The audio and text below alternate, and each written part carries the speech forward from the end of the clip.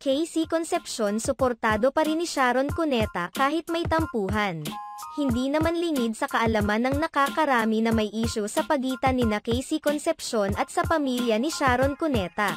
Nagsimula ang lahat ng biglang in-unfollow ni Casey sa social media sina Frankie at Kiko Pangilinan para umano sa kanyang peace of mind. Sa kabila ng isyong bumabalot ngayon sa mag-iinang Casey Concepcion at Sharon Cuneta, talagang hindi natitiis ng ina ang isang anak. Sa isang Instagram post, ipinakita ni Sharon Cuneta na kahit papaano ay sinusuportahan pa rin niya si Casey. Ni-repost ni Sharon ang post ng kanyang anak kung saan iniimbitahan nito ang kanyang mga followers na manood sa pelikulang Asian Persuasion na pinagbibidahan ni Casey Concepcion. America, my firstborn is starring in her first Hollywood movie and I hope you can watch it. At Cristina Concepcion, God be with you anak.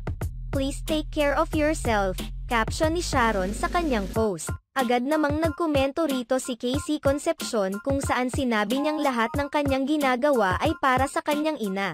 Like I always tell you mama, though I'm not perfect, everything I do is for you.